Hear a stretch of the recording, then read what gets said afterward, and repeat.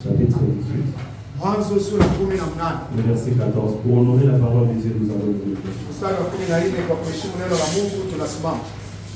La Bible dit, y a-t-il qui soit étonnant de la part de l'Éternel? Au temps fixé, je reviendrai vers toi.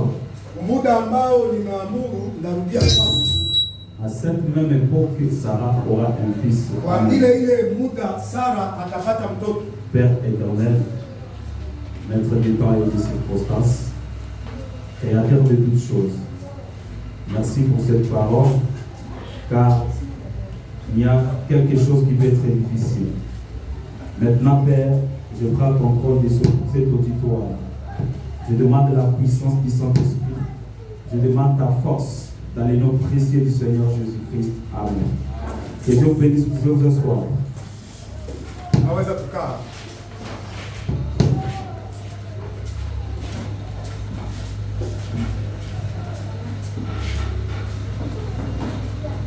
Nous remercions encore notre Dieu pour ce moment pareil.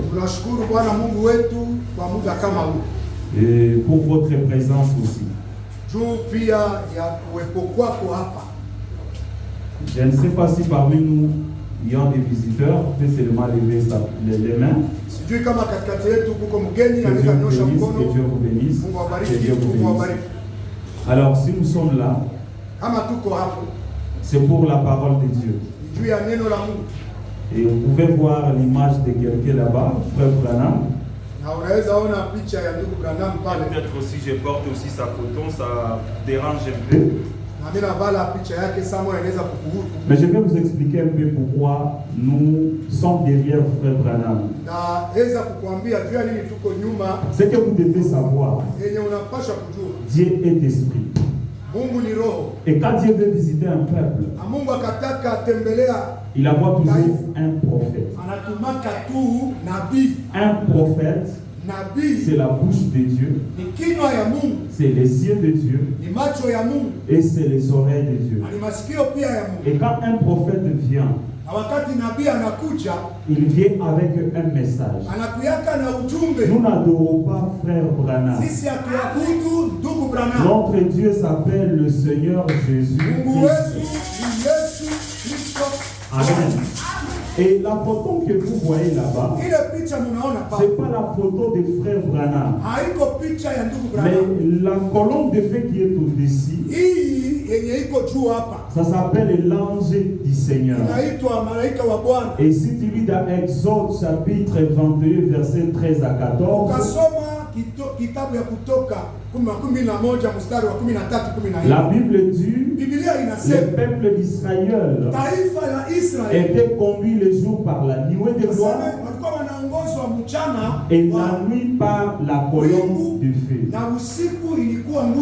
Et si tu lis dans Actes chapitre 9, verset 1 à 7, Paul a rencontré une lumière.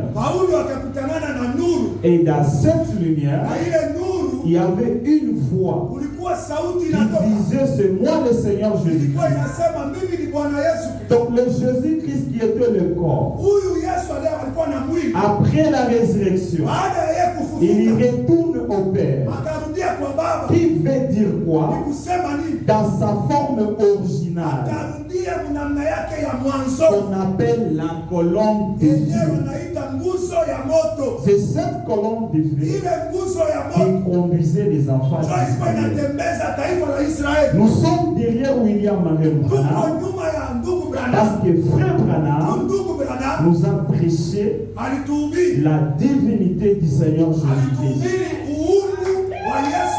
Il n'y a qu'un seul Dieu, c'est le Seigneur Jésus-Christ.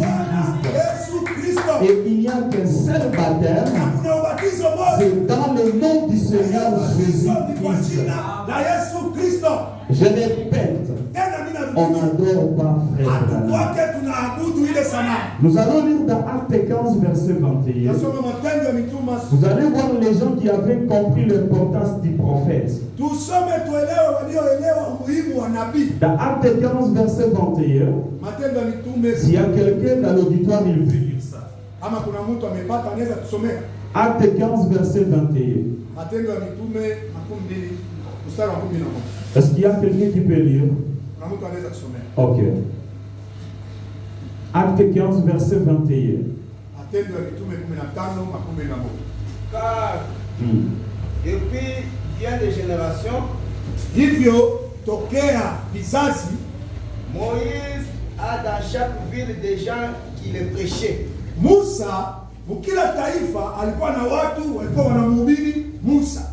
Puisqu'on les lit tous les jours le sabbat dans les synagogues. Maana walikuwa wanasoma Musa kila siku ya Sabato masinagogi zao. Que Dieu vous bénisse. La Bible dit car depuis bien des générations, Maandiko yanasema tokea vizazi na vizazi, Moïse a dans chaque ville des gens Musa alikuwa na watu mkila mji qui le prêchent. yenye walikuwa wanamhubiri Musa. Vous écoutez?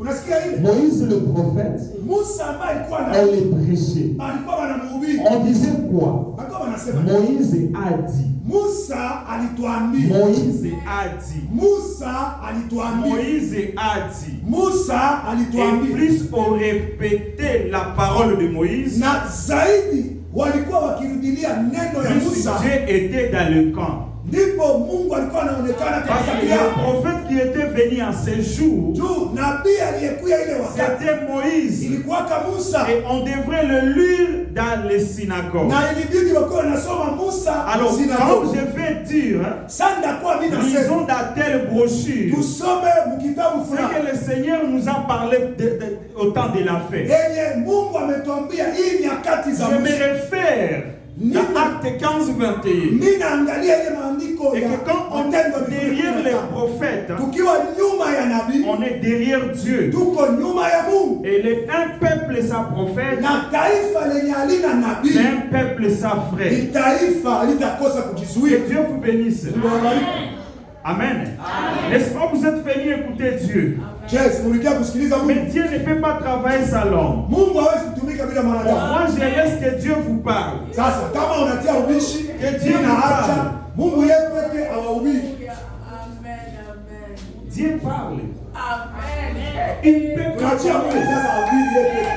Tu wewe unasema tu tunaamini tu Mungu, tunaamini. Il faut toujours un homme Inafaa tu mtu akuwe pour parler à un peuple. ndio aseme na watu wale wao. Si je laisse ici la chair, Kama mimi naacha madhabahu, Dieu ne peut pas. Mungu atasema. Que Dieu vous bénisse. Et dans Matthieu chapitre 11, Mathayo sura 11 verset 41, mstari wa 14 la na Bible dit, maandiko inasema celui qui reçoit un juste. mtu ambaye anapokea mwenye haki. J'aime ce verset. Napenda ile andiko. Je pense que c'est dans Matthieu 10, Matthieu 10, verset Mathayo 41. 10:41. Écoutez ce verset. Sikiliza hii andiko. Voilà. Verset 41. Celui qui reçoit un prophète en qualité de prophète Mwenye amepokea nabii muhali yake ya kinabii recevra une récompense de prophète. atapata zawabu ya ule nabii, Et celui qui reçoit un juste en qualité de juste na mwenye anapokea mwenye haki muhali yake ya haki recevra une récompense de juste. atapata pia malipo ya mwenye Donc haki. si tu reçois le prophète du temps de la fête comme un Maana yake prophète, ukapokea nabii wa nyakati za mwisho kama il nabii, y a des bénédictions attachées à cette kuna réception. baraka ambayo iko nyuma ya ile kumpokea. Alors si on te pose la question là-bas, Wakakuswali huko nje, pourquoi tu suis les gens là, juu ya nini unaenda kwa wale watu? Parce qu'ils ont reçu un prophète. Unasema nijua alipokea Et nabii, ce prophète nous a enseigné la divinité du Seigneur. ule nabii akatufundisha uungu wa Yesu Il Kristo, nous a ramené à la foi des apôtres, akaturudisha kuimani ya mitume, à la vraie parole originale. neno la kweli la mwanzoni. Que Dieu vous bénisse. Il faut aimer le prophète. Nafaa kupenda nabii. Si tu aimes le prophète, Kapenda nabii, il y a aussi une bénédiction. huko pia baraka. Je pense que toutes les questions sont effacées. dans Nafikiri vos âmes. swali zote unapatia mwangaza. Alors quand je porte ça, Wakati mimi navala vile, c'est pas à dire que j'adore Branham. si kusema kama mimi namwabudu Bwana. Amen. N'est-ce pas, tu as des habits là-bas? Na wewe uko na mavazi. Il y a des griffes. Na Na ile mavazi beko na Donne-moi la jina. signification de ces griffes. Patie maana ya ile jina iko kungu yako. Mais tu n'adores pas ces griffes. Je, iko na jina, maana kuna abudu ile. Alors si moi je porte cet habit Mimi nikavala hii. et qu'aussi il y a des versets, Na yule yako wanatia maandiko. c'est très significatif. Ina maana ya Au lieu que toi tu portes DG, au nafasi wewe upokee et façonnable, tout ça que vous connaissez façonnable là-bas. ya ujue maana ya. Mais nous portons ça, Si tunavala hiyo c'est pour l'estime. juu ya heshima. Que Dieu vous bénisse. J'ai dit ceci, notre Dieu s'appelle le Seigneur Jésus-Christ. Mungu wetu anaitwa Bwana Yesu. N'allez pas nous interpréter là-bas. Msiende Nous kututafsiria on vibaya. adore le Seigneur Jésus-Christ. Oh, si tunaabudu Pas Bwana Jésus Yesu. des photos. Hapana Yesu wa Jésus sanamu. n'est pas cette photo. Yesu haiko ile sanamu. Jésus c'est la parole parlée. Yesu ni neno. Jésus c'est l'esprit incarné dans l'épouse. Yesu ni roho iliyokaa ndani ya bibi harusi. Jésus c'est celui qui est à vous Yesu ni ule mwenyeko ndani yetu. et qui est plus grand que celui qui est dans le Iko monde. mkuu kushinda mwenyeko mdunia. Que Dieu vous bénisse. Mungu akubariki. Amen. Amen. Nous venons de lire dans Genèse 18, Tumesoma kitabu ya Mwanzo verset 14.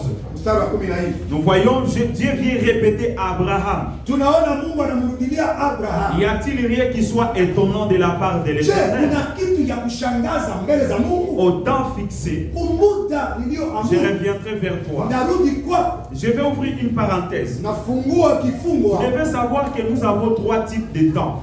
Unapasha kujua kama tuna hali tatu za Il y nyakati. a, en grec, il y a ce qu'on appelle les kairos. Wagriki kuna ile wanaita kairos. Les kairos veut dire le temps de Dieu. Kairos ni kusema muda wa Mungu. Il y a aussi ce qu'on appelle les aiom, le temps du soleil. Kuna ambayo inaitwa aion, yani muda wa jua. Il y a aussi ce qu'on appelle les chronos. Na kuna ile wanaita chronos. C'est le temps de 24 heures. Ni nyakati 22 na Maintenant, quand Dieu dit au temps fixé, je reviendrai, wakati Mungu anasema kwa wakati nilioamuru il voulait nitarudi, dire à Abraham, alikuwa anamwambia peu Abraham, importe l'âge, hata miaka yako je inaongezeka, suis capable de reprogrammer ton âge. mimi ninaweza kupangilia tena miaka Parce yako. que mon temps ne dépend pas du temps des hommes. Juu wakati yangu haitegemee nyakati ya Je wanadamu. peux quitter dans l'éternité Ndeza toka kuwa milele et de restaurer les années passées. na mimi narudisha tena miaka yako iliyopotea. C'est pourquoi Abraham, Ndio maana y Ibrahim a-t-il rien qui soit étonnant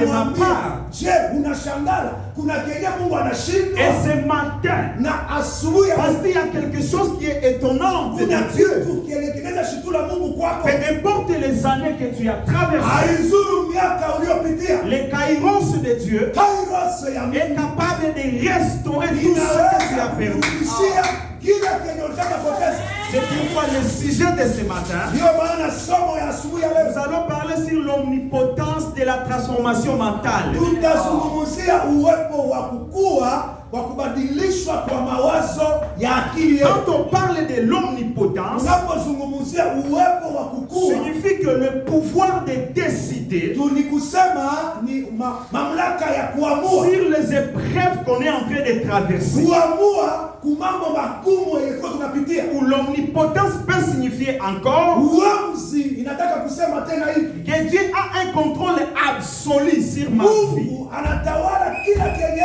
huko naona maisha yako. Donc quand l'omnipotence est au-dessus de ta mentalité, Wakati uwepo na uwepo wa Mungu huko juu ou yako, quand l'omnipotence transforme ton mental, wakati ile uwepo ya uungu iko inageuza mawazo tu yako, comprendras que les années qui sont passées utaelewa kama miaka yako iliyopita peuvent être restaurées dans un mois. Mungu anaweza kuigeuza mwezi mmoja. Que Dieu vous bénisse. Ça, ça ne fonctionne pas. Ça coupe parfois, ça coupe. C'est comme ça. Bon, on laisse alors. Ça fonctionne. C'est ça de nouvelles trucs. Mes chers amis, achetez pour nous des micros. Avec $500, vous pouvez avoir l'instrument. C'est 5 billets seulement. Amen. Il donne un temps. Vous voyez, des enseignements pareils ne demandent pas des trucs pareils. Ouais. Vous voyez? Mafundisho ya hivi Je vais mettre ça sur YouTube. Voilà, déjà, ça dérange. Que Dieu vous bénisse. Mungu atubariki. L'omnipotence de la transformation mentale. Uwepo wa kugeuza fikra za mtu. J'aimerais vous dire quoi ce matin? Ninapendelea niwaambie nini. Vous allez écouter avec moi Utasikiliza na dans Proverbe chapitre 12, verset 5. Mezali 12. Écoutez ceci. Sikiliza. Et puis on va lire Proverbe 15, 26. Kisha Mezali 15:16. Et Proverbe 16, 29 à 30. Kisha 16. Et écoute bien ces déclarations. Sikiliza haya maneno. On parle, les pensées des justes ne sont qu'équité. Mawazo ya wenye haki inafaa. Les desseins des méchants ne sont que fraude. Mipangilio ya watu wabaya ni mubaya. Voilà. Les pensées mauvaises sont en horreur à l'Éternel. Mawazo mabaya Mungu haifurahi yake. Mais les paroles agréables sont pures à ses yeux. Lakini maneno mazuri ina haki mbele ya Mungu. L'homme violent séduit son prochain. Mtu mkaidi anakoka na shawishi mwenzake. Et le fait marcher dans une voie qui n'est pas bonne. Na anamtembeza njia yenye haiko ya mzuri. Celui qui ferme ses yeux pour se livrer à des pensées perverses. Mwenye anafunga macho yake ili ajitoe mu mawazo mabaya. Celui qui se mord les lèvres a déjà consommé le mal. Ule ambaye anajiluma ulimi alisha ingia. Nous voyons, Proverbe nous parle des pensées. Mezali anatuzungumzia mawazo. Et c'est là où se passent même des miracles. Pale njo ishara. Abraham avait le problème du mental. Ibrahimu alikuwa na tatizo ya mawazo. Il regardait l'âge. Yeye alikuwa anaangalia miaka yake. Il n'avait pas encore transformé son raisonnement. Bado fikra zake zilikuwa ziageuzi. Il voulait placer les 24 heures dans le temps de Dieu. Alipenda akamate siku saa 14 aitie wakati ya Mungu. Alors quand Dieu descend dans la Genèse 18, wakati Mungu anashuka mwanzo 18, il essaie de transformer l'idée. Anakuja kugeuza mawazo. Abraham, moi je t'ai promis. Akamwambia Ibrahimu, mimi ndio nimekulanga. Pourquoi tu veux me limiter dans ton temps? Je nini unataka uniwekee mipaka kwa wakati yako? Peut-être y a-t-il quelqu'un ce matin qui a la même réflexion qu'Abraham. Il est en train de regarder l'âge. Il est en train de regarder les années. Mais le temps de Dieu n'est pas notre temps. Mais quand le temps de Dieu sonne, le temps de Dieu est capable de te restaurer ce que tu as fait perdu pendant 30 ans. Et dans une semaine, tu peux être restauré. C'est pourquoi quelqu'un qui a été transformé dans sa propre pensée, il ne marche pas selon les circonstances. Il marche selon la promesse de Dieu. Il marche selon la parole de Dieu. Alors avant de voler très loin, j'aimerais que tu puisses dire, l'Éternel est mon berger, je ne manquerai de rien. Est-ce que tu peux répéter ça? L'Éternel est mon berger, je ne manquerai de rien. Si l'Éternel est ton berger, tu ne manqueras pas de rien. Que Dieu vous bénisse. Je vais avoir quelqu'un. Yana, donne-moi. Je vais vous expliquer quelque chose. Écoutez-moi très bien. Ici, je vais parler, ici c'est l'éternité. Ici, je vais dire c'est le soleil. Ici, je vais dire c'est le temps. Et ici, je vais dire encore c'est l'éternité. Alors, vous allez comprendre avec moi le temps de Dieu et le temps des hommes.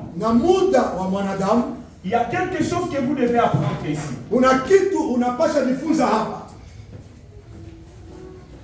Ici, je vais mettre les hommes qui sont en train de demander à Dieu. Ici, je vais dire encore, c'est l'éternité. Pourquoi je place ces choses? Pour vous montrer que l'homme qui est ici sur la terre, cet homme est limité. C'est ton corps. Ton corps que toi, tu portes maintenant, c'est pas toi en réalité. Mais le vrai toi, tu dépends de l'éternité. Et cette personne-là, il s'appelle l'âme. anaitwa nafsi Alors yako. ici sur la terre, Hapa mudunia il y a des turbulences. kuna matatizo. Quand nous quittons dans l'éternité, Tunapotoka muumilele wa nous Mungu, entrons dans le temps. tunaingia mu wakati ya Mungu. Entrons dans le temps veut dire Kuingia mu wakati, vous entrez dans ce corps. maana unaingia mu hii Et mwili. c'est ce corps Hii mwili qui doit te dire njoo itakwambia que j'ai besoin de telle chose. niko na lazima ya J'ai kitu besoin fulani, de telle chose. niko na lazima ya J'ai kitu fulani, besoin de telle chose. niko na lazima ya kitu Mais fulani. si tu connais les mystères du temps de Dieu, Lakini ukajua siri tu za ne nyakati za Mungu, pas tout ce que les gens vont te dire. hautakuwa naangalia kenye watu wanasema Parce kwako. qu'ici, il y a des déceptions. Jua hapa kuna kuvunjika Il y moyo, a des problèmes. kuna matatizo, Mais quand le temps de Dieu s'accomplit, ila wakati wa Mungu kafika. le temps de Dieu vient fusionner le temps des hommes Wakati wa Mungu unakiaka kukamata wakati wa pour Mungu accomplir un but. kutimiza mapenzi C'est yake. pourquoi vous allez voir avec Abraham, Ndipo utaona pamoja na Dieu Ibrahimu, ne devrait pas donner Isaac en l'avant vite. Mungu angemupa Isaka mbele. Dieu devrait confondre le temps des hommes Mungu alibidi aweke vurugo nyakati za watu, avec une femme qui a la ménopause kuonesha kama mwanamke mwenye hawezi zala tena concevoir. anaweza tena Parce que moi kupata je mimba. défie la science. Kwa sababu mimi Mungu mimi Et c'est la napingana même na akili ya watu. chose pour ce que tu es en train de demander. Vile vile inafuatana na vyenye huko natafuta. Que Dieu vous bénisse. Mungu atubariki. Vraiment, comprenez-moi très bien l'introduction. Natamani unielewe mkiingilio. Vous allez comprendre des choses. Kuna vyenye utaelewa. Amen. Alors, un enfant de Dieu, Mtoto wa Mungu quand lui marche, il anapotembea ne marche pas selon les 24 heures. hatembeake kufuatana na hii nyakati makumi Il na voit nne. de l'éternité Anaangaliaka kwenye alitoka et il umilele. regarde de là où il va. Anaangalia kwenye kunaenda. Toutes les circonstances présentes Vyote iko naishi hapa. ne peuvent pas le braler. Haviwezi kumtingiza. Parce qu'il sait que Maana anajua ce corps est malade. anaka hii mwili ni ya Mais ugonjwa. moi, je ne suis pas malade. Lakini mimi nafsi siko Alors, mgonjwa. si je me concentre à la foi de Dieu, Nikaamini Mungu sana. j'ai l'auto-guérison en moi. Ninaweza kuona kwa sababu ninaamini Parce que Mungu. quand on reçoit Christ, Wakati unapokea Yesu, on reçoit tout. unapokea vyote. L'enlèvement, Unapokea la kunyakuliwa. résurrection, Unapokea les kufufuliwa. bénédictions, Baraka pia. tout ce que tu veux Kila kenye unataka enveloppé. viko ndani. Mais la différence est que Tofauti il tu, y a d'autres qui sont conscients kuna benye et wanayua d'autres qui ne sont pas na inconscients. wengine hawayue. Alors que tout ce que tu veux Ijapokuwa kila kenye unafanya est à toi. ni yako. Même quand on te donne la prophétie, Hata wanapokutabiria si réellement c'est la vraie prophétie, kama ni unabii ya kweli, si tu te rappelles, ukakumbuka, tu sentais à toi quelqu'un te disait que tu seras tel. ulikuwa unasikia ndani yako kama utakuwa fulani, Mais comme tu utakuwa n'es fulani, pas activé, lakini kama haukufunguliwa ça vient par un homme itatokea kwa Mungu. pour un peu te booster. Juu Mungu akueleweshe. Que Dieu vous bénisse. Alors, l'omnipotence de la transformation mentale Uwepo wa badilisho ya mawazo. veut dire quoi? Quand cet homme est sur la terre, Kama mtu iko hapa mdunia, la première chose qu'il doit vaincre, jambo la kwanza unapaswa shinda c'est son raisonnement. ni mawazo yako. Le raisonnement Mawazo est l'arme la plus puissante ni silaha ya nguvu sana, qui nous fait rater nos bénédictions. inatumaka tunakosa baraka kwa Mungu. Parce que le raisonnement te dira, Maana mawazo yake itakwambia une église de l'école, kanisa liko kwa masomo. ça c'est pas l'église de Dieu. Iko kanisa ya Mungu hii. Mais l'Esprit de Dieu te dira, Lakini roho wa Mungu atakwambia Jésus n'avait pas l'attente. Yesu akukuwaka na kanisa. Que Dieu vous bénisse. Mungu awabariki. Jésus prêchait même à court de route. Yesu alikuwa anahubiri hata barabara. L'essentiel est que je reçois d'abord la parole. Ya muhimu kwanza nipokee neno la Mungu. Avec le temps, Fuatana na je Mungu. vais construire l'église. Yesu ajenga kanisa. Les raisonnements Mawazo. te dira que depuis qu'on m'a parlé, Inasema tokea je waliponiambia saurais telle chose, napata kitu mais je fulani. n'ai pas encore eu. Una siku unaipata. Ile ni mawazo. Comprenez? Naelewa. Et c'est là où nous échouons. Pale ndio tuko. Parce que nous marchons trop. Maana tunatembea sana. Alors, la mentalité Fikra ou zetu le raisonnement au de l'homme mawazo yetu doit être renversé. inafaa ianguke. Donc, plus ces compas commencent dans ton esprit, Yaani mabadiliko ianzie muroho yako. il faut faire le contraire. Inafaa kufanya Quand tofauti na vile cette kwa pensée mawazo. arrive, fais le contraire. Wakati mawazo mabaya yanakuya, geuza Quand cette mazuri. pensée arrive, fais le Ya contraire. mabaya yatakuya, tia mazuri Et tu vas vaincre. na utashinda. Plus tu habitues ton esprit à faire le contraire, Utazoelesha roho yako kukuwa na kamata vya mzuri tu, plus Dieu viendra vite. Mungu atakuya mbio. En réalité, Kwa kweli, si la la promesse d'Abraham avait tardé, oui, Abraham avait la foi, mais il lui manquait la confiance. lakini alikosa kuitika ile vya Mungu alikuwa anasema. Kutumainia. Alikuwa anakosa kutumainia. La foi et la confiance, imani na matumaini sont deux voies différentes. Ni mambo mawili tofauti. Amen. On peut avoir la foi, unaweza kuwa na imani, mais si on n'a pas la confiance, lakini kama hauna tumaini, ça ne viendra pas vite. Haitakuwa mbio. Il a fallu que la confiance soit là. C'est pourquoi dans Genèse 18, Dieu est descendu sous une forme humaine. Abraham a vu 3 personnes. Et parmi ces 3, il y avait Dieu. La parole dit, l'Éternel descendit. Et il est entré dans la maison. Que Dieu vous bénisse. Et quand cet homme a parlé à Abraham, y a-t-il rien qui soit étonnant de la part de l'Éternel? Si j'étais toi et que je suis malade, alors tu dois commencer à faire la guérison. Et que mon problème, c'est le raisonnement. Je regarde trop à la maladie au lieu de regarder à la promesse. Et Dieu lui dit, je ne te donne pas le temps, mais je te dis au temps fixé. Comme tu as douté trop, mais moi je dis au temps fixé. Je reviendrai vers toi à cette même époque. Et Sarah aura un fils. Tout est dans la parole. Depuis qu'on m'a promis quelque chose, mais je n'ai pas encore réussi. C'est toujours Dieu. Un jour dit Abraham, ton peuple sera quelque part. Mais après 400 ans, par ma main puissante, je le ferai sortir de l'Égypte. Mais la promesse a fait 430 ans. Mais comment Dieu peut dire 400 ans? Mais le peuple d'Israël était sorti à 430 ans. Donc Dieu a menti. Dieu n'a pas menti. Le problème est que le peuple n'était pas prêt. Quand il reçoit une prophétie, quand il reçoit une bénédiction, il y a un travail que tu dois faire. Et quand Abraham a écouté ce message, le prophète nous dit, Abraham a commencé à jeter des layettes. Il a commencé à préparer dans l'invisible. Il a commencé à créer l'atmosphère. Et on lui posait des questions. Mais toi tu es vieux. Ta femme est vieille.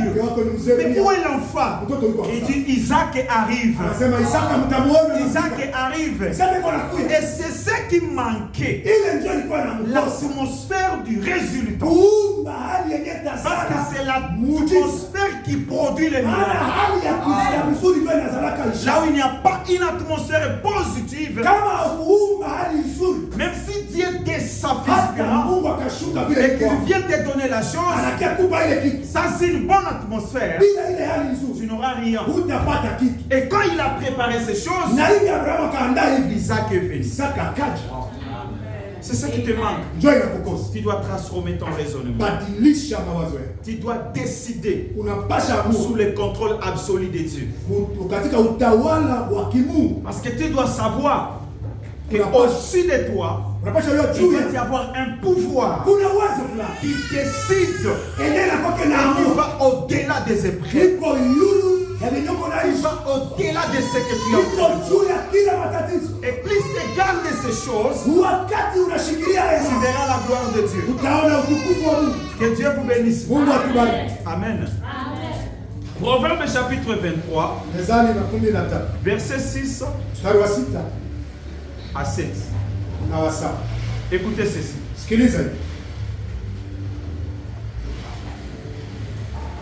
Ne mange pas le pain de celui dont le regard est malveillant. Et ne convoite pas ses friandises. Car il est comme les pensées de son âme. Mange et bois. Que dira-t-il? Mais son cœur ne point aveugle. Il est comme les pensées de son âme. Et la Bible insiste trop les pensées de l'âme. Et les pensées de l'âme sont différentes des pensées de la tête. Donc tu ne peux pas être celui qui n'est pas à l'intérieur. Parce que c'est de l'intérieur que proviennent les choses extérieures. Vous devez voir, par exemple, si nous prenons l'orange, et si vous commencez à trouver l'orange, l'orange ne peut pas faire sortir de l'eau de maracuja, par exemple. Il y aura toujours l'orange. Alors, pour connaître quelqu'un, comment il est dans son âme, essaye un peu de le provoquer. Là, tu verras que ce que je voyais à l'extérieur n'est pas ce qui est à l'intérieur. En fait, ce ne sont pas les mots qui touchent Dieu, mais ce sont nos pensées ou nos odeurs qui touchent Dieu. Vous devez savoir, il y a des personnes qui ne parlent pas trop, mais qui pensent, et Dieu exauce. Donc Dieu ne te donne pas parce que tu as beaucoup prié. Ou Satan n'a pas peur de toi parce que tu as crié. Mais il regarde ce qui est à l'intérieur. Donc on peut être ici, mais l'autre n'est pas ici. Parce que le problème c'est l'intérieur. Il peut faire semblant de venir tous les jours à l'église, mais tes pensées ne sont pas conformes à la parole de Dieu.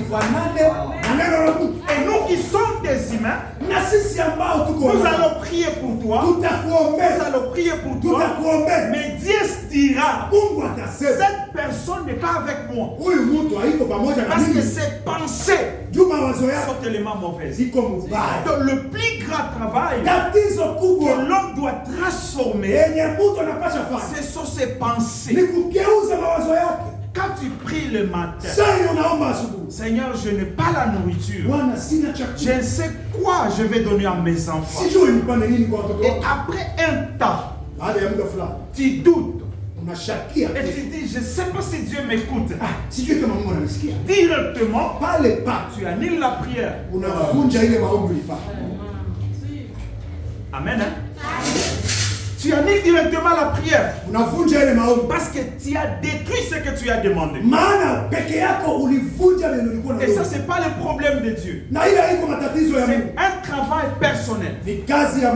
Alors, si nous pouvons prendre nos pensées et laisser ces pensées à Christ, et nous vivrons comme des gens qui sont dans le monde extra. Et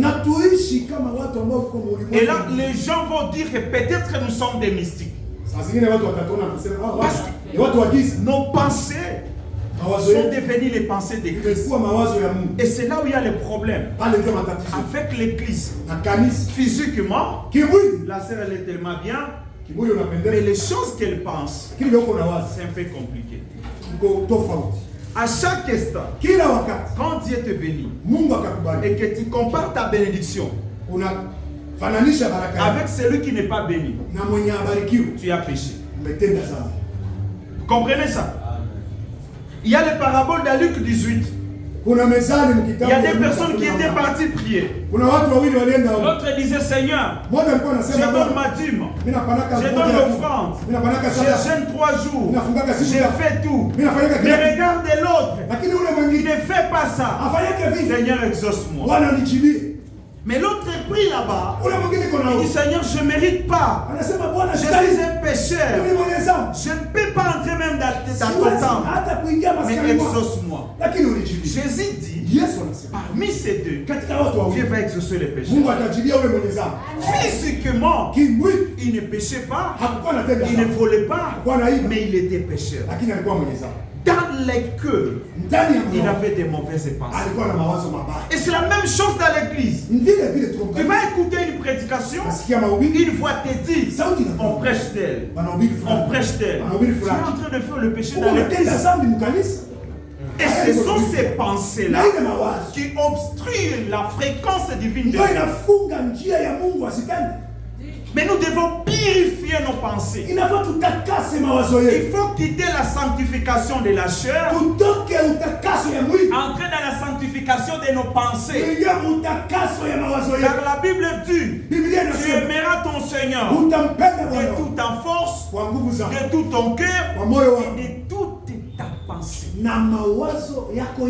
C'est la Bible. Lisons ça dans Matthieu 22. Si je ne me trompe pas. Vous voyez? Alors si Dieu vérifie nos pensées maintenant, qui est digne? Que Dieu nous aide. Voilà que tu as un travail de prier, Seigneur. Aide-moi à sanctifier aussi mes pensées. J'ai déjà écouté des prières pareilles parmi les enfants de Dieu. Que le Seigneur est en train de bénir les païens. Pour toi, les païens, c'est celui qui n'a pas la même vision comme toi. Qui te dit qu'il est païen? Et surtout, c'est l'esprit déjà du message. Ils appellent quelqu'un qui n'est pas dans le message païen. Dénominationnel. Ce sont des langages bizarres. Ce ne sont pas les langages des enfants de Dieu. Quand tu l'appelles païen, comment ce païen deviendra aussi frère? Alors que toi-même tu as prophétisé sur cette personne qu'il est païen. Amen. Il faut avoir une vision, une perception divine. Tous nous sommes réveillés le matin. Même les musulmans, même les bouddhistes, Dieu a donné le souffle de vie. Si Dieu lui-même permet que l'autre existe, donc Dieu a un but pour cette personne. Même si cette personne ne croit pas comme moi, je dois respecter que cette personne a été créée à l'image de Dieu. Parce que je ne sais pas. Peut-être un jour il verra comme moi. Dans Matthieu 22, verset 37, Jésus lui répondit, tu aimeras le Seigneur ton Dieu de tout ton cœur, de toute ton âme et de toute ta pensée. Pourquoi Jésus était fort devant les démons? Il connaissait garder ses pensées. Parce que la Bible dit Jésus entrait dans les temples, ça parlait, et les démons commençaient à crier. Sans même parler. Parce que les pensées de Jésus, toute sa pensée était concentrée dans l'œuvre de Dieu. Que Dieu vous bénisse. Et c'est la même chose pour arriver à une autre dimension. Quand tu demandes Dieu et tu as proclamé quelque chose, tu dois devenir la parole que tu as prononcée. Merci Seigneur de m'avoir béni. À la même minute, je dois marcher comme une personne qui est bénie. Merci Seigneur Jésus-Christ de m'avoir guéri. Je dois convertir mon âme à la même hauteur de la parole que je proclame. Mais si je n'arrive pas à vivre comme ça, ça ne marchera pas. Merci Seigneur de m'avoir donné un mari. Je dois marcher comme une femme mariée. Je dois discipliner ma pensée comme une personne mariée. Je dois cadrer ma vie comme une personne mariée. Et l'atmosphère que je crée va produire les résultats. Que Dieu vous bénisse. Nous sommes ensemble. Amen. On dit l'homme est comme les pensées de son âme. Donc tu ne peux pas être au-delà de tes pensées. Si tu penses l'échec, même si j'ai pris pour toi, tant que tu n'as pas encore pensé la réussite, je ferai rien. C'est à toi d'abord de penser ce que tu veux. Si tu penses la résurrection, tu penses la guérison, ça viendra. Mais si tu penses quelque chose qui est contraire de ce que tu veux, ça ne marchera pas. Ça ne marchera pas. C'est un grand démon qui est invisible. Parce que je ne connais pas ce que tu penses maintenant. Je ne connais pas ce que tu vas faire la semaine prochaine. Mais aujourd'hui, tu peux dire que j'ai pris pour toi. Mais Dieu sait ce que tu vas faire la semaine prochaine. Et quand j'ai pris, ça ne marche pas. C'est comme si c'est moi qui n'ai pas l'onction. Mais Dieu sait ce que tu vas être demain. Vous savez, il y a d'autres personnes. Et que si Dieu leur donne l'argent, ils ne viendront pas à l'église. Il y a d'autres personnes. Et si Dieu leur donne l'argent, ils voudront que les gens le vénèrent. Il y a d'autres personnes qui n'aiment pas que d'autres soient bénis. Écoute. Quand Dieu veut te bénir, il change ta pensée. Tu aimes la bénédiction de l'autre. Mais aussi longtemps que l'autre est élevé, et qu'en toi tu sens une jalousie, c'est un démon. Et Dieu ne peut pas bénir un cœur pareil. Et que les autres trouvent. Et toi tu dis pourquoi moi on ne me donne pas. Dieu ne te donnera pas. Dieu nous connaît très bien. Et il insiste trop nos pensées. Aujourd'hui ne parle pas de l'extérieur. Aujourd'hui nous allons parler de nos pensées. Il faut apprendre à parler avec Dieu sans même parler. Mais que ton odeur de ta pensée touche le trône de Dieu. Parce que Dieu sent l'odeur de chacun. Comme chacun a son odeur physiquement, dans le monde spirituel aussi, chacun a son odeur. Et Dieu exauce l'odeur dans la pensée de l'homme. Ici, tu peux me dire, pasteur, tout marche bien. Vraiment, je ne comprends pas. Mais Dieu connaît ton odeur. Il connaît ta malice. Il connaît tes mensonges. Il connaît ce que tu fais. Et nous allons prier. Mais lui dira, je ne fais pas. Parce qu'il n'est pas sincère. Et si vous voulez aller très loin avec Dieu, il faut le faire. Hier à 15h, je voulais aller voir une autorité quelque part. Alors je ne l'ai pas trouvé, j'ai trouvé son assistant. Et subitement un colonel est entré. Et ce colonel ne me connaissait pas. On s'est salué et on m'a présenté l'homme là. Je vous dis, je n'ai jamais vu une sincérité pareille. Et il commençait à m'expliquer son problème. Parce qu'on lui a dit que je suis serviteur de Dieu. Et plus m'expliquer, plus j'ai vu des choses sur sa vie. Et ce que j'ai aimé à cet homme, je l'ai aimé pourquoi? Il m'a relaté les points négatifs et le point positif. Et directement, j'ai déclaré des choses grandes sur sa vie. Parce que lui-même a déclenché sa Juu bénédiction. yeye peke alifungua baraka yake.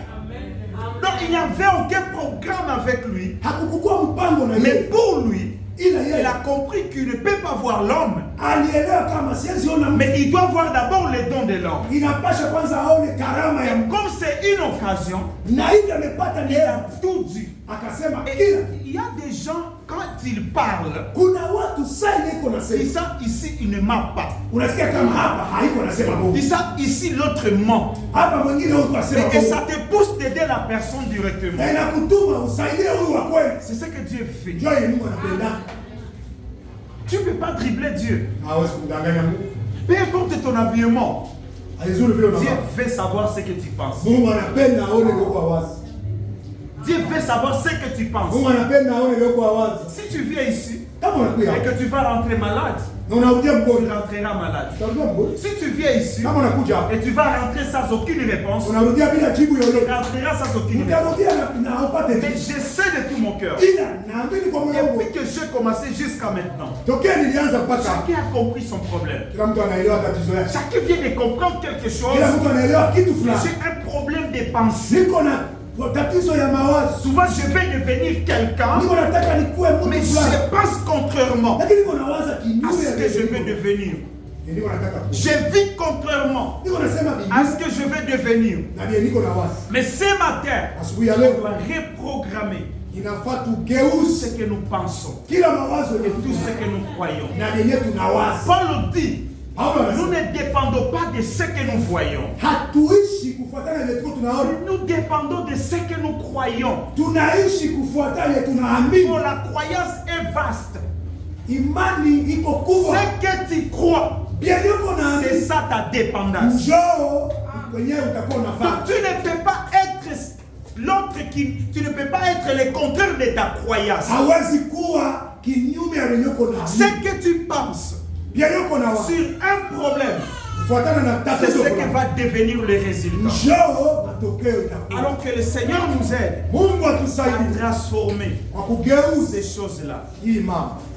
Les autres ont rencontré la mer Rouge, Bengine wakutana na bahari ya mais Shamu. ils ont pensé que c'est l'opportunité pour traverser. Bakaona kama ni wakati wa kupita. Et ils ont compris que quand nous allons traverser la mer Rouge, Akasema sasa tutapita mwe bahari ya Shamu. Pharaon sera derrière nous. Farao atakuwa nyuma yetu. Que Dieu vous bénisse. Alors l'omnipotence, Uwepo qui veut dire Dieu qui a le contrôle absolu ambayo inasema Mungu mwenye anatawala kila kitu sur lui-même. kwake peke yake. Alors, comment l'omnipotence travaille? Je, uwepo wa Mungu unatumika? Ou comment cette omnipotence peut transformer la mentalité des hommes? Je, ile uwepo inaweza kubadilisha mawazo ya Nous mwanadamu? devons savoir que d'abord, Dieu est dans l'omnipotence. Sharti tuelewe kama Mungu iko mwa ile uwepo. Donc lui, il peut faire tout ce qu'il veut. Yeye anaweza fanya kile kanataka. Mais le problème entre l'homme qui est sur la terre Tatizo ya mtu mwenye kwa hapa mduniani et l'homme qui est dans l'éternité, na mwenye iko kule et que kuumilele, cet homme qui est ici, huyu mwenye iko pale, il veut que cet homme dépende de lui. huyu mwenye iko milele anapenda huwa kimwili atawaliwe naye. Mais la pression qui est ici Ila matatizo yenye kuna pousse kutoka nao toujours les hommes inasukumaka à watu vouloir imposer cet homme. watiishe ule mtu wa ndani.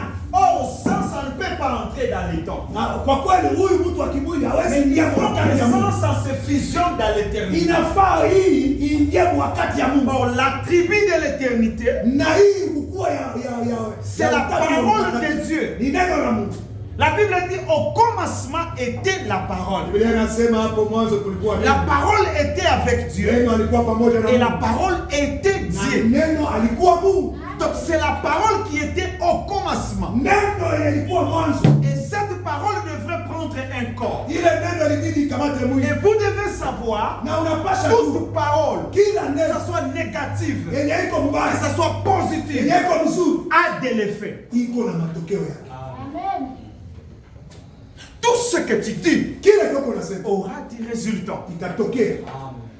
Et tout ce que tu penses Na kile kiko aura unawaza de l'impact. itakuwa na matokeo. Maintenant, quand le Saint-Esprit prend le contrôle de l'homme Wakati Roho Mtakatifu anatawala et mwanadamu te surveille toi, na tu vas anakufuatilia, voir, utaona. avant de faire quelque chose, Mbele ufanye kitu fulani, tu lui demandes, unamuuliza kwanza, Seigneur, est-ce que c'est ta volonté? C'est là que Jésus dit, avant de parler, il faut tourner la langue 7 fois pour montrer qu'il faut être réellement sûr de ce que tu veux dire. Alors cette omnipotence qui vient de l'éternité, quand cette omnipotence contrôle l'homme, c'est là que le miracle se crée. C'est là que les bénédictions se déclenchent. C'est là que tout se manifeste. Pourquoi? Parce que l'homme qui est ici, il doit savoir tout a été créé en lui. Les visibles, les invisibles, toutes choses ont été créées en lui, par lui et pour lui. Là je suis dans Colossiens chapitre 1, 16 à 18. Quand Paul a compris, pour recevoir des choses ici sur la terre, il faut être conscient que toute chose, tout ce que je peux recevoir a été créé en lui. Et non pas seulement en lui, mais ça doit être pour lui et par lui. Donc quand je demande à Dieu que ça ne soit pas pour moi, mais d'abord pour lui, pour sa gloire, et ça va venir. Mais quand je demande quelque chose et que j'ai besoin de ça pour moi-même, ça ne marchera pas. Jésus comprenant ces mystères, il dit quand vous priez, dites notre Père qui est dans les cieux, qu'est ta volonté? Pas ma volonté, moi. Jésus insiste à ses disciples. Aussi longtemps tu veux ta volonté, tu n'auras rien. Parce que la volonté humaine est illimitée. Mais la volonté de Dieu est toujours parfaite.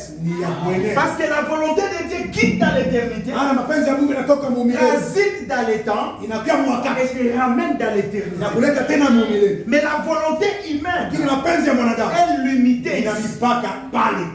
Que ta volonté soit faite et que ton règne vienne. Vous comprenez ça? De tout, c'est Dieu. Que ta volonté soit faite et que ton règne. Donc Seigneur, si ta volonté est que je vais mourir aujourd'hui, Seigneur, que je meurs. Et quand tu parles comme ça, la guérison entre direct. Vous comprenez ça? Mais quand on a la peur, on veut se débrouiller, on veut faire de soi-même, c'est là qu'on perd même la chose qu'on cherchait. Parce que Dieu peut dire, je ne vais pas te donner ça, parce que j'ai le double de ça demain. Et toi tu penses que comme il ne t'a pas donné ça, ça veut dire qu'il ne peut pas me donner ça. Mais il fait que tu saches que lui, il est capable. Et rien n'est pas étonnant devant lui. C'est ce que Dieu fait. Un jour, c'est une histoire de pasteur. Il m'a raconté qu'il y avait un frère qui voulait épouser une sœur. Et la sœur avait refusé le frère. Directement, le frère était tellement déçu. Alors un jour, il apprend que la sœur s'est déjà mariée. Mais après 2 ans de mariage, la sœur était morte. Et Dieu revient maintenant, il dit, tu sais pourquoi j'avais refusé de ne pas épouser cette soeur? Parce que je savais que toi, tu ne peux pas supporter être veuf. Et je savais que cette soeur a un temps fixé. Et regarde ce que tu avais dit. Vous comprenez? Il y a des choses qui arrivent dans la vie. C'est pour un but. Oh, j'ai raté le voyage. J'ai raté le visa. Je devais être en Europe. Mais Dieu refuse. Parce qu'il sait. Là en Europe, tu vas avoir des enfants. Mais les enfants là te feront comme ça. Parce que l'éducation de là, tu n'arriveras pas à éduquer tes enfants. Mais je vais te donner quelque chose. Je peux te donner le moyen et tu vas chaque fois visiter les représentants. Que Dieu vous bénisse. Seigneur, j'ai besoin de ce travail. Mais pourquoi ne me donne pas? Et Dieu te dit, moi je connais cette zone. Si tu entres là, tu vas perdre beaucoup de choses. Que ta volonté soit faite. Que ton règne vienne. Sur la terre comme. Ça commence d'abord sur la terre. Ça commence comme d'abord dans les cieux. Et il dit que ton nom soit sanctifié. Pas mon nom, moi. Le nom de l'Éternel soit sanctifié. Jésus connaissait tout bien ces choses. Il connaissait ces choses comme il est. Mais nous prions mal. On prie tellement mal pour nous-mêmes. Pour nous-mêmes. Une très belle maison. Pour vouloir montrer l'autre. Une très belle voiture. Pour que ta belle famille sache. Des prières pareilles. Ce sont des mauvaises odeurs. La prière c'est imparfait. Mais sache que tout peut être parfait, mais tout n'a pas de bonne odeur. Il y a des parfaits qui sentent bien et des parfaits qui sentent mal. Mais comment tu pries? Dieu sent comment? L'esprit de comparaison. Toi, quand tu vois l'autre s'habiller comme ça, tu te compares. Et puis tu pries nuit et jour. Change ta pensée.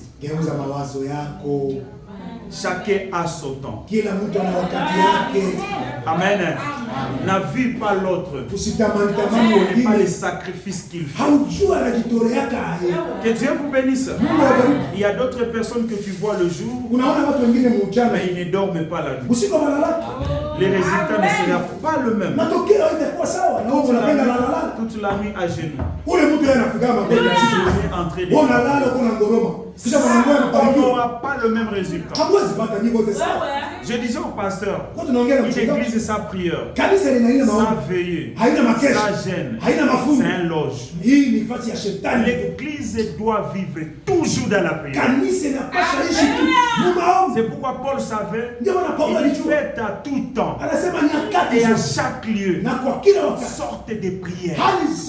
La prière c'est un principe à observer impérativement toute ta vie.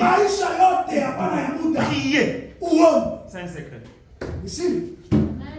Moi je monte sur la moto, j'ai prié. Parce que je ne connais pas celui qui me connaît. Il a un esprit de mort. Et quand j'arrive, je dis merci. Je monte dans les bus. Dans les bus, là, il y a des démons qui marchent avec les esprits d'accident. Je vois qu'avant d'entrer dans les bus. C'est ce que moi je fais. Je ne peux pas crier, mais dans mon cœur, je prie. Parce que je ne connais pas celui qui est à côté de moi. Que Dieu vous bénisse. C'est très important. Chacun a sa saison. Amen. Tous on peut lire les versets. Mais la différence c'est l'onction.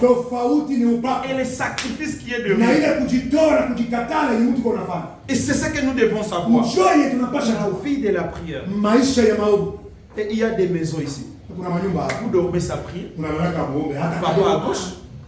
Maman à droite, il n'y a pas de prière à famille. Et demain tu veux que tes enfants deviennent des serviteurs. Tes enfants deviennent des servantes. Toi tu ne montres pas à tes enfants la vie.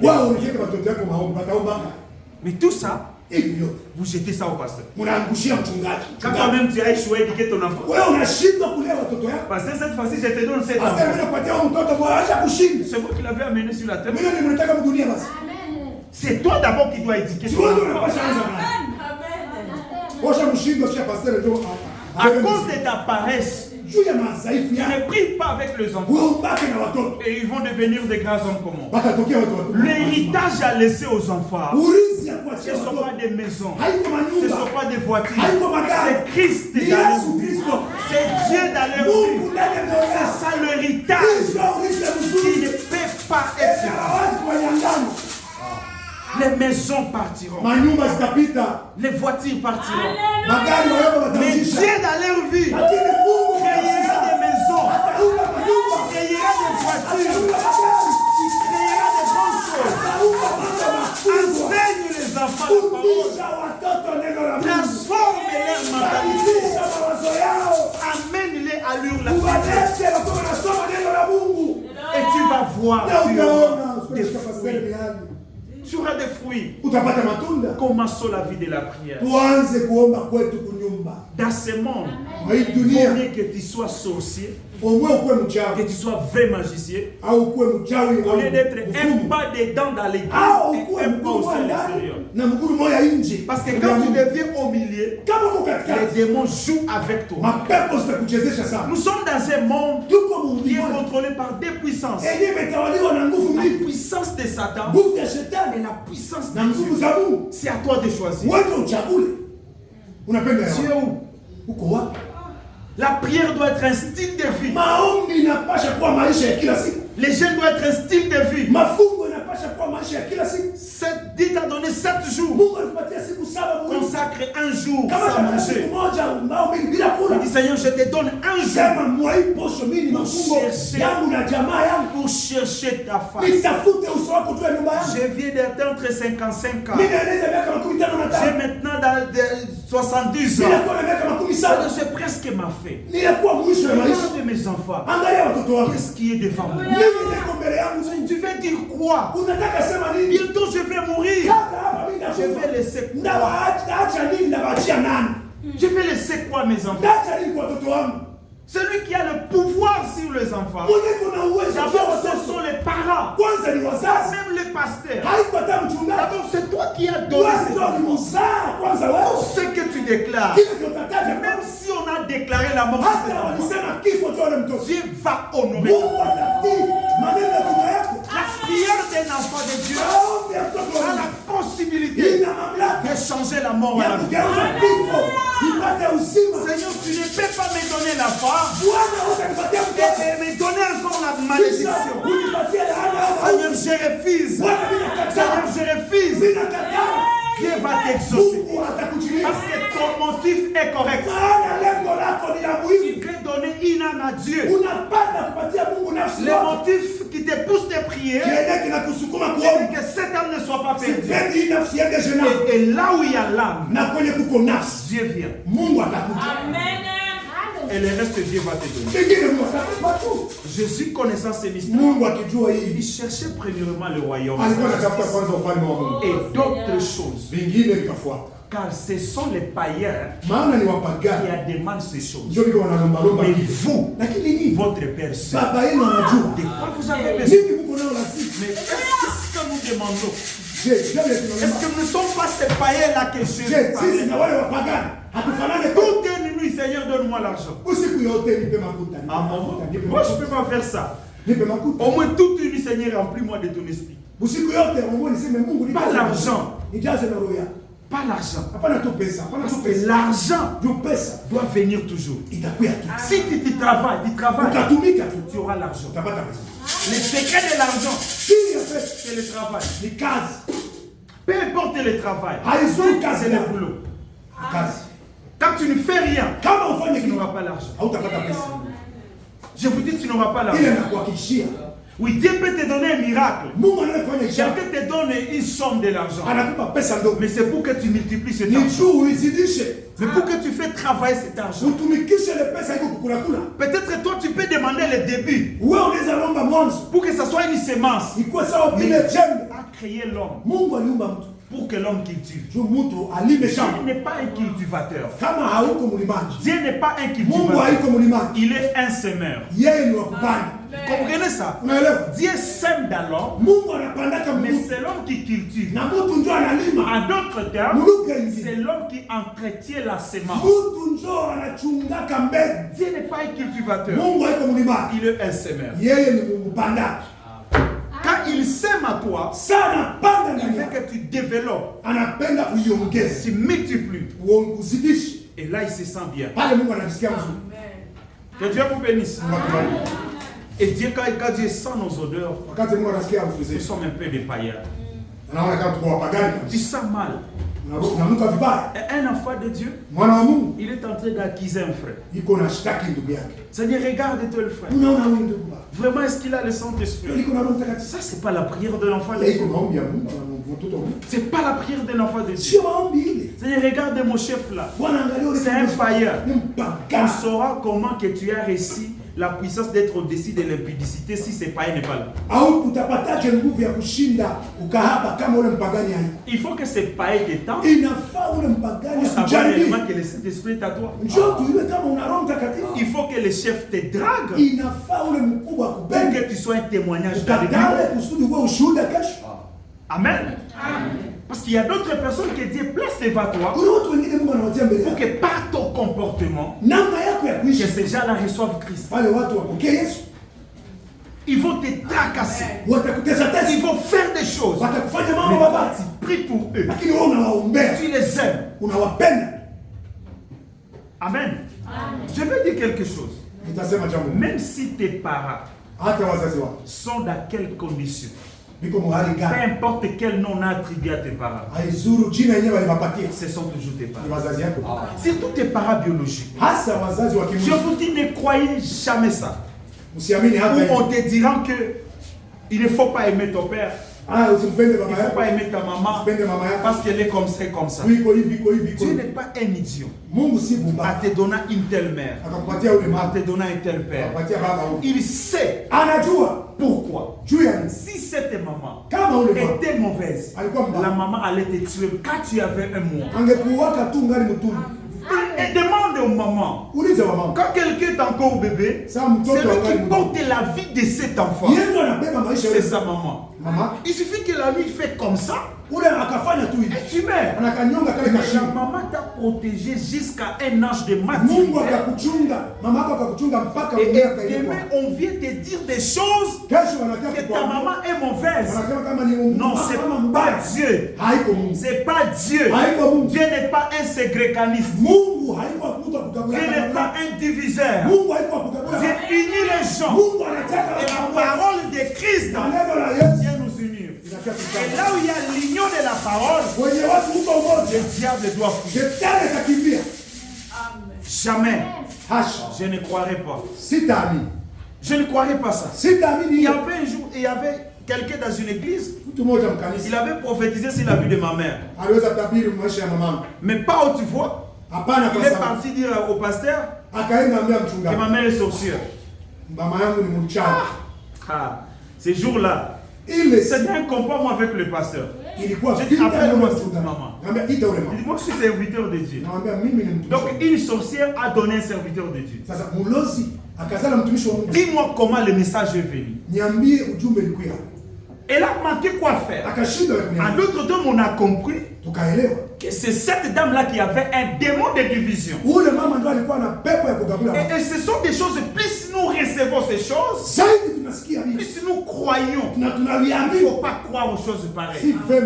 Il faut croire à la parole de Dieu. Et Dieu unit les gens. Et c'est un démon qui est dans le message.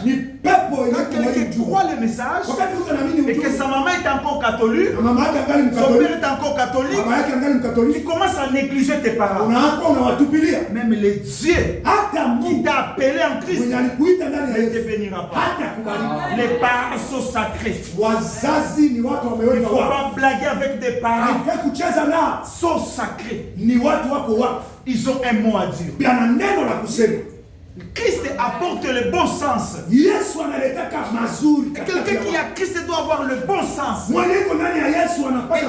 s'il y a quelqu'un ici qui a des problèmes avec ses parents, ça peut faire partie partie des blocages de ta Ni vie. moja ya vifungo yako. Il faut descendre comme un enfant. Inafaa ujishushe kama Peu mtoto. importe ce que papa a fait. Haizuru kenye baba Peu alifanya. importe ce que maman a fait. Haizuru kenye mama Je alifanya. reste toujours enfant. Utabakia tu mtoto wako. Moi, je suis pasteur de mon père et de ma mère. Niko mchungaji wa babangu na mamangu. Mais quand je suis pasteur, je suis pasteur. Lakini sasa niko mchungaji. Mais quand je vais à la maison, nikaenda je kunyumba. deviens enfant. Mimi nakuwa mtoto wako. J'écoute papa. Mimi namsikiliza baba. J'écoute maman. Namsikiliza mama. Parce que je sais, Maana ce najua sont mes ni parents. wazazi wangu. Je ne peux pas dire à mon père, frère tel. Sitaambia babangu wewe ndugu. Wewe. J'appelle toujours wewe, papa. Mimi namtaka tu baba. J'appelle toujours papa. Mimi namtaka tu baba. Même dans l'église, Hata je ne mkanisa. peux pas appeler frère tel. Sitamuita ndugu fulani. Parce qu'il est mon père. Juu ni baba yangu.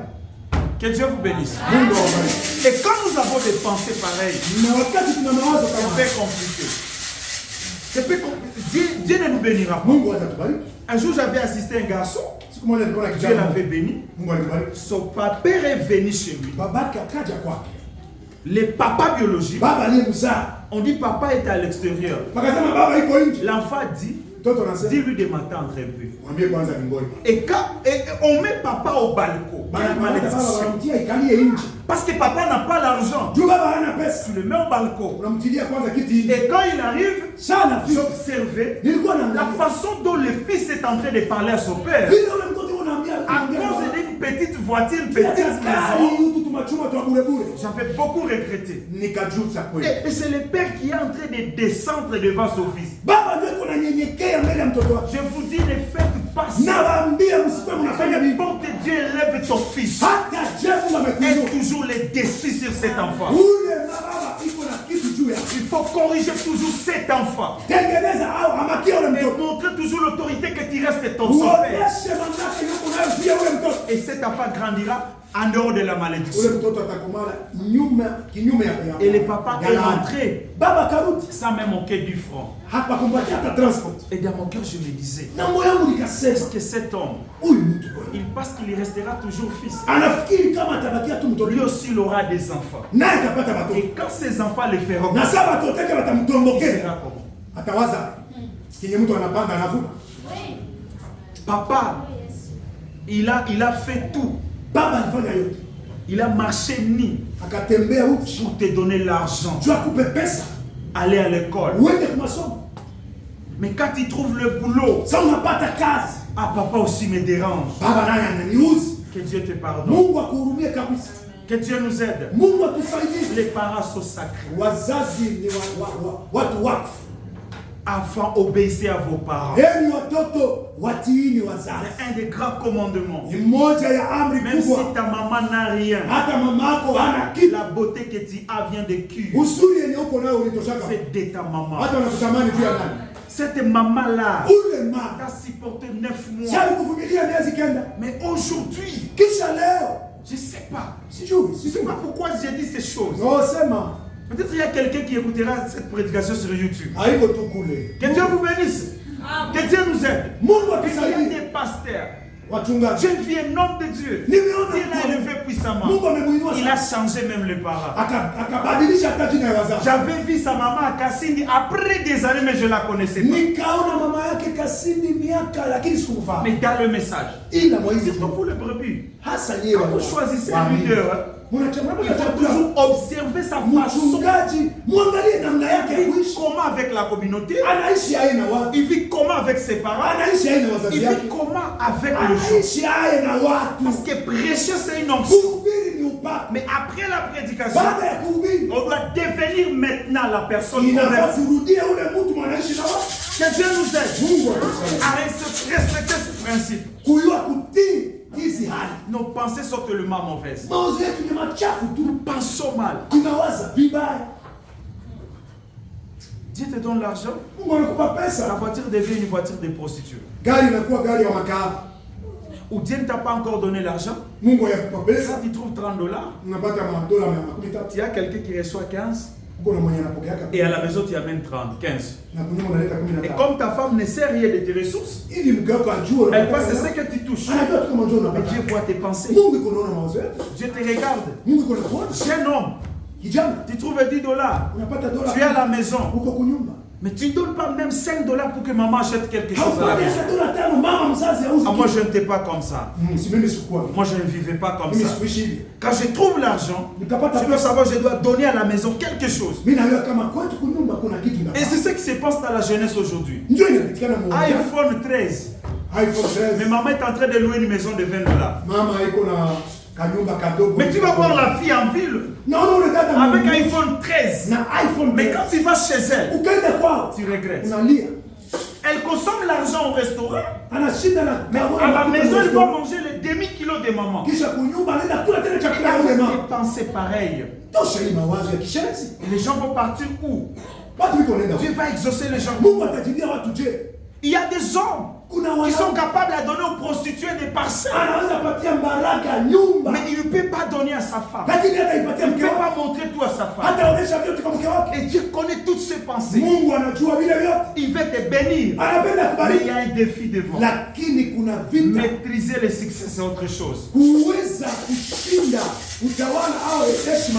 qui êtes en train de m'écouter, après 5 ans, vous ne serez pas de même personne. Je sais que cette parole est une sémence. J'ai prié Dieu la nuit. Tout ce que je vais dire, que ça soit dans les prophétiques, que ça puisse produire des grandes choses à l'avenir. Et je vous donne les 5 ans. Dans 5 ans, tu seras une autre personne. Mais attention, tes pensées dans les succès. Que Dieu vous bénisse. Écoutez maintenant 3 clés pour transiter dans l'omnipotence.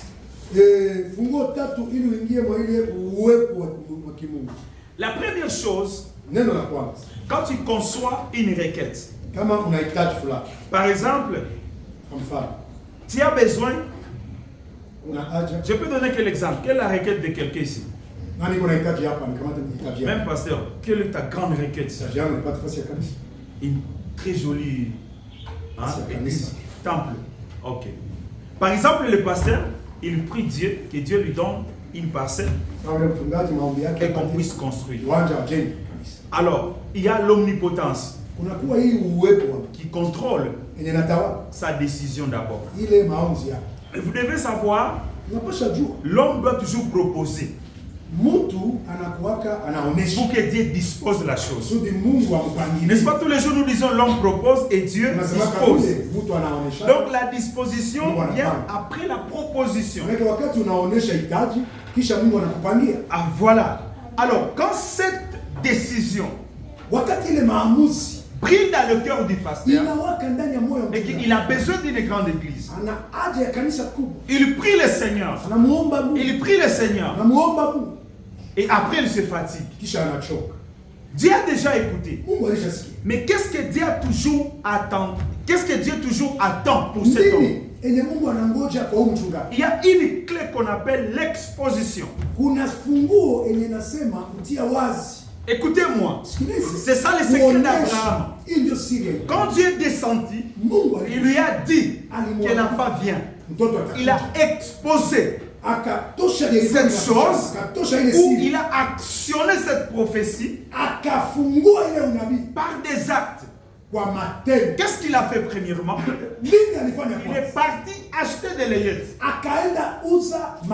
Il a étalé sa vision. Il a montré aux gens ce qu'il attend. Et sans ça prouve qu'on a confiance à Dieu. Imagine quelqu'un qui a besoin d'une maison. Une très belle maison. Mais il est locataire. Mais il n'arrive pas à entretenir la maison qu'il loue. On lui donne cette maison, toutes les couleurs sont sales. Donc les pensées de cet homme-là ne peuvent pas l'amener à une grandeur. Parce que les détails là, Dieu les compte. Mais la façon dont tu es en train d'entretenir ce qui est là, ça va te pousser à trouver ce que tu veux. C'est là que Jésus dit, celui qui est fidèle est dans des petites choses. sera fidèle dans des grandes choses. Que Dieu vous bénisse. L'exposition, c'est l'action de mettre en vie, d'étaler, d'exposer ton désir. Seigneur, quand tu vas me donner cette église, je ne manquerai pas de veilleux. Je ne manquerai pas la permanence. Je ne manquerai pas de gagner les âmes dans cette église. Cette église sera pour tes enfants. Cette église sera pour ta gloire. Je ne dirai pas que c'est mon église. Je dirai que c'est ton temps. Les motifs qui te poussent d'avoir une église, c'est pour la gloire de Dieu. Et quand Dieu voit que réellement tu es sincère, il te donne. Que Dieu vous bénisse. Deuxième clé, c'est le ministère de la volonté. Amen. Le ministère de la volonté. J'ai dit, la première, c'est l'exposition. Deuxième, le ministère de la volonté.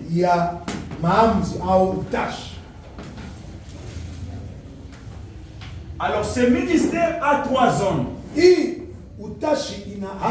Écoutez très bien. Quand tu es en train de demander quelque chose, il y a ta propre volonté. Ta propre volonté. Mais tu dois savoir, en dehors de ta propre volonté, il y a la volonté de Dieu. Est-ce que ce que je vais demander, c'est aussi la volonté de Dieu? Oui, avoir une église, c'est la volonté de Dieu. Parce que ça va nous aider à gagner les âmes. La volonté de Dieu est tellement très importante. Pourquoi je dis ça? Parce que si ma volonté n'est pas conforme à la volonté de Dieu, je peux gêner, je peux veiller, mais je vais perdre le poids pour rien. Je vais perdre l'état pour rien. Mais si c'est par rapport à la volonté de Dieu, Dieu exaucera. Dieu va se manifester. Et troisième, dans le ministère de la volonté, il y a aussi le destin de l'homme. Ici, je vais m'expliquer. Tu n'as pas un diplôme de comptabilité. De comptable. Tu n'avais pas fait la comptabilité. Et tu vois un poste, on cherche des comptables. Même si tu gênes, tu pries, on peut t'engager là-bas. Jamais. Parce que ce n'était pas destiné. Même si tu gênes, même si tu as l'onction, on ne peut pas te faire comptable. Même si tu es proche des numéros 1, tu ne peux pas être comptable. Et quand on refuse, on voit ton CV que tu es un électricien. Tu reviens, tu dis c'est comme si Dieu n'exauce pas. Vous savez, Dieu c'est un Dieu de l'ordre. On ne demande pas parce que l'autre a demandé ça. On demande parce que dans mon couloir j'ai telle conduite, j'ai telle destinée. Il y a quelqu'un que Dieu le bénira dans le champ. Il y a quelqu'un que Dieu le bénira au bureau. Il y a quelqu'un que Dieu le bénira en enseignant seulement les enfants. Et l'autre peut-être dans l'électricité. Mais quel est mon talent? Quel est mon potentiel? Quelle est ma compétence? Et c'est ça que le chrétien manque. On nous a tout enseigné. Quand on a Christ, des choses viennent comme ça. Non, c'est pas comme ça. Que Dieu vous bénisse. C'est tellement très important. Quand je connais les destins, je connais ici. La première chose que je dois faire, moi je suis un artiste par exemple. Je développe ça. en faisant d'autres choses, mais je sais qu'ici, je peux arriver quelque part. Je ne sais pas si je vous ai déjà raconté une histoire, un témoignage. Il y avait un frère dans mon église, il n'avait pas même aucun diplôme. Un jour, j'ai prêché en anglais. J'avais quelques prédications que je lisais en anglais. Après la prédication, le frère vient. Il dit, pasteur, je sens que Dieu me dit que tu pries pour moi, que je sois comme toi. Tu sois comme moi. Je t'ai vu, tu es en train de prêcher en anglais. Je veux aussi être comme toi. J'ai dit, frère, attendez, je vais prier pour toi. J'ai dit, frère, l'anglais ne vient pas au nom de Jésus. Il faut aller au centre. Et on va t'apprendre. Mais pourquoi perdre mon temps en train de prier pour quelqu'un? Là, ce n'est pas la place de la prière. C'est la connaissance. C'est une des clés aussi. C'est une des portes. Bon, on est en train de prier que Dieu nous bénisse. Mais nous n'entrons pas en action. Bon, fais même un petit truc d'arachide. Fais même un petit truc qui va montrer que tu commences à se préparer. Fais même des sticks au lieu de mettre sur statut des histoires. Mettez même commerce en ligne. Que Dieu vous bénisse. Mettez, écoutez, mettez même ce que tu n'as pas. Les gens vont te demander des commandes. Et tu pars chercher chez maman Virginie. Et toi tu vas manger 5 $, lui il mange aussi 10 $. Mais que tu sois en action. Que Dieu vous bénisse. Je vous dis, la spiritualité, ça l'administration, c'est le meilleur. Amen. Hein? L'église, ça l'argent, Kaziboul. Que Dieu vous bénisse. Ta sainteté, sans l'argent, c'est diabolique. Que Dieu vous bénisse. Même si tu es très saint, sans l'argent, c'est du diable. Surtout pour les hommes. Que Dieu bénisse le marié. La femme est soumise. Quand la cuisine est tellement toujours en action. Donc quand la cuisine est en action, là il y a un point. Et quand il ne peut pas manquer même un panier par semaine ou par mois, là tu es mon Seigneur. À un certain moment il a besoin de 10 balles, déjà tu donnes. Là tu es mon Seigneur. Ça c'est pour les hommes. Que Dieu vous bénisse. Dieu nous a tout donné. Nous avons le potentiel. Travaillons. Il y a d'autres personnes qui ne viendront pas dans cette église. Parce que notre état ne les pousse pas de venir. Mais quand nous allons développer un niveau, ça va attirer ces gens. Parce qu'il y aura les conforts. Il y aura des actions. Et il faut voir si j'entre dans cette communauté, je vais aussi développer quelque chose. Que Dieu vous bénisse. Utilisons notre intelligence. Cherchons qu'est-ce qu'on peut faire pour aller très loin. L'église marche avec l'argent. Le pasteur qui est là, il a un corps. Tous les jours vous venez, vous l'écoutez. Tous les jours vous venez, vous l'écoutez. Mais un jour il va se fatiguer. Il a aussi une famille. Toi tu ne trouves pas même 100 $ le mois. Tu vas les garder comment? Là il va fermer l'église. Il va aussi travailler. Mais plus nous donnons des choses et que vous n'arrivez pas à exploiter ces choses, c'est rien. Moi je suis prêt. On ferme l'église un mois. On pratique d'abord ce que nous venons d'écouter. Ça peut nous aider aussi, entre de la théorie à pratique. Et qu'on nous a dit d'utiliser notre potentiel. Qu'est-ce que je peux faire? Que Dieu vous bénisse. Qu'est-ce que je peux faire? Le frère, que Dieu vous bénisse. Aidez-nous. Aidez-nous à faire évoluer Dieu. tufanye Mungu atumike. C'est pas le problème de Dieu. Haiko Mungu. C'est le problème de tatizo. nos raisonnements. Ni mawazo yetu ndio tatizo. De nos raisonnements. Mawazo yetu. Tu sais, il y a des gens, quand ils donnent $10 dans le panier, Unajua kuna mtu akapana dola 10 ils donnent à contre-cœur. Anaipana na roho na huruma. Donc ils donnent parce qu'on a forcé. Anapana tu alikaza. Il ne faut pas être parmi ces gens. Usikue katikati ya Il watu. faut donner libéralement. Pana wa uhuru. Ça attend qu'à retour. Bila kungoja bakurudishie. Il faut vivre comme ça dans la vie. Ishi hivyo. Il faut donner. Pana. Plus tu donnes, plus tu mérites. Kadiri unapana inaongezeka. Et quand tu développes cette mentalité de donner, Ukakomalisha ile mawazo ya tu kumanga. manqueras de rire. Utakosa. Quand on donne, Sasa on tunapana. active ici. Tunafungulaka papa. Vous savez, il y a des gens, Kuna watu quand ils trouvent $10, akapata dola. la première pensée, Mawazo ya kwanza. il faut manger ça petit à petit, on ne sait jamais. Ni kule kidogo kidogo. Chumuka vile vya kesho. Déjà, tu as peur du lendemain. Inaonesha kwanza ulishaogopa kesho. Oh, Jésus dit, Yes, n'ayez pas peur du lendemain. Musiogope na kesho. Car chaque jour suffit. Kila siku kuna jibu yake. Vous comprenez ça? Toi-même, tu es en train de créer des choses.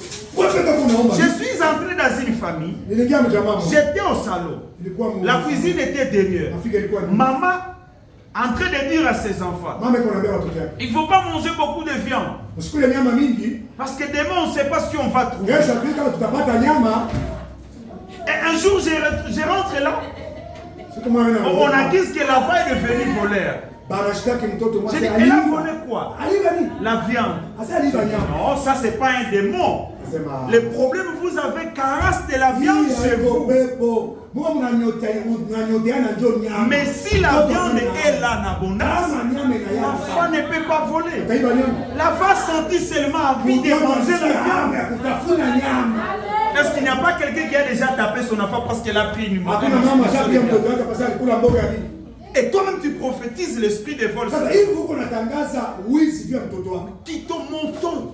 Pardon, Pardon, il a des pande yule hapana.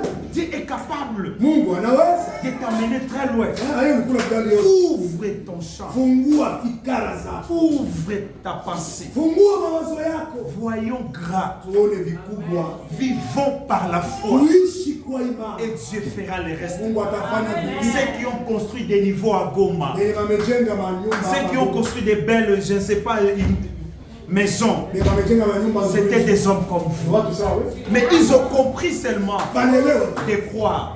Akaamini. Je disais, je ne sais pas si au pasteur Mouteba, Sijui kama tulikuwa na si les mfungaji. belles maisons de Goma Kama hii nyumba nzuri. ne sont pas pour les enfants de Dieu, Haiko juu ya watoto ya Mungu. seront pour les enfants de Dieu. Itakuwa juu ya watoto ya Mungu. Si les belles voitures qui sortent de nous, et que nous les enfants, nous ne roulons pas dedans, il faut rouler dans de belles Wale voitures. watatembea sasa hivi. C'est pour les enfants de Ni juu Dieu. ya watoto ya Mungu. C'est pas un péché. Haiko dhambi.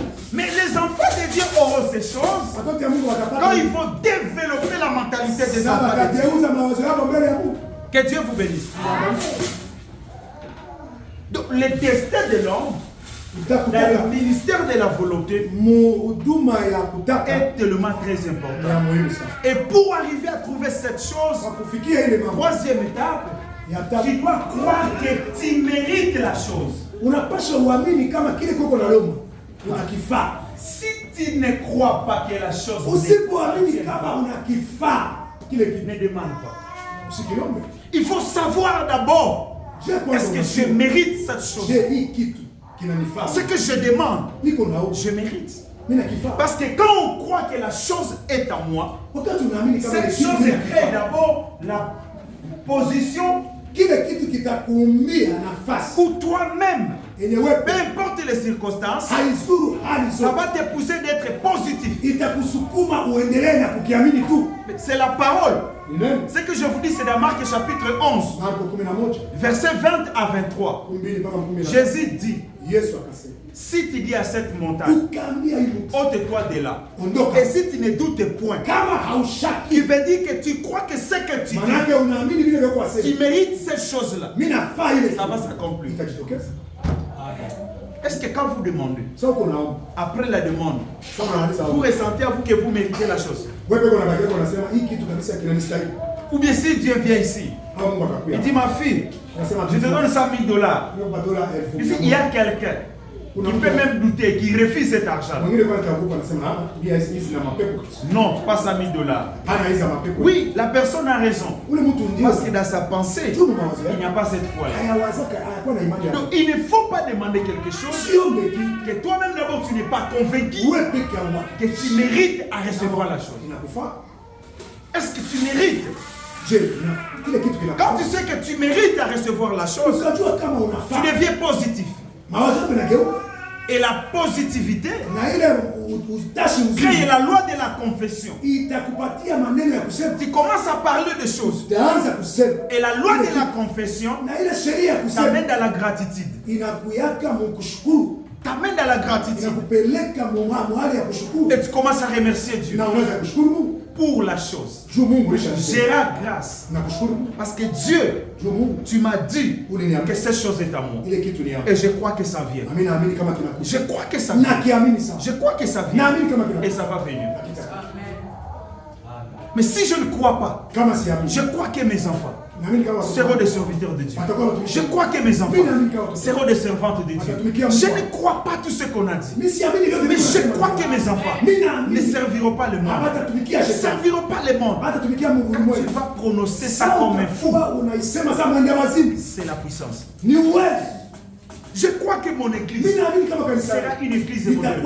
Je crois que mon église, il y aura des millionnaires. Je crois que mon église, il y aura des gens.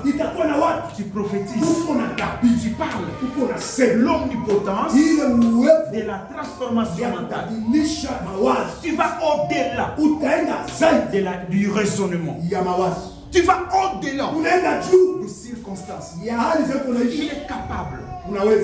Lui, il ramasse l'indigent. Et il le fait asseoir avec le grand. Il ramasse quelqu'un. Il a ramassé David. Il lui a fait asseoir avec le grand. Il n'a jamais changé. Il est capable d'essuyer tes larmes. Mais autant par le temps de l'homme. Le temps de Dieu est tellement très important. Il faut appeler toujours. Il faut toujours appeler le temps de Dieu. Car le temps de Dieu peut te donner des choses que tu allais recevoir après 5 ans. Mais le temps de Dieu, quand le temps de Dieu entre dans le temps des hommes, ça te ramène là où les gens ne s'attendaient pas. Que Dieu vous bénisse. Nous sommes là. Amen. Je reste avec combien de minutes? C'est terminé. Ok, je termine alors. Parce qu'on a un autre service. Écoutez, je vais lire seulement cette citation pour appuyer ce que je viens de dire. Écoutez, c'est pour élever la foi de quelqu'un. Dans la prédication, le christianisme est contre l'idolâtrie. Frère Branham dit ceci. Écoutez ceci. Nous sommes rendus participants de sa sainteté. Prenez cette parole comme la vôtre. Dieu te dit maintenant, tu es rendu et tu participes à sa sainteté. Dites Amen. Nous qui sommes à son image, nous sommes des images vivantes du Dieu vivant. Nous sommes donc morts à nous-mêmes, ressuscités avec lui. Maintenant, écoutez. Écoutez ceci. Sa parole est de nouveau faite chair à nous. Oh ma soeur, écoutez, qu'est-ce? Pas un Dieu mythique et imaginaire assis là-bas, mais le Dieu vivant. Qu'est-ce que le Dieu vivant? Qu'est-ce que le Dieu vivant? La parole est en vous, devenant réel. Oui, gloire à Dieu. Je sais que vous pensez que je suis un exalté. Je le suis peut-être. Mais oh frère frère, ma sœur, voyez-vous, vous avez triomphé de chaque dénomination, de chaque domination. Vous triomphez de tous les paganismes. Un Dieu vivant rendu manifeste dans vos corps vivants. Et la parole qui est Dieu est faite chair maintenant à vous. Vous êtes assis maintenant dans les lieux célestes et il a triomphé de toutes choses. Jésus-Christ. Amen. Petit où que vous soyez, même les plus petits de ces croyants a le dessus sur tout mal. Que Dieu vous bénisse. Même si tu es rétrograde, maintenant le Saint-Esprit te dit tu as le pouvoir sur l'affaire, sur la puissance démoniaque. Que le Seigneur vous bénisse.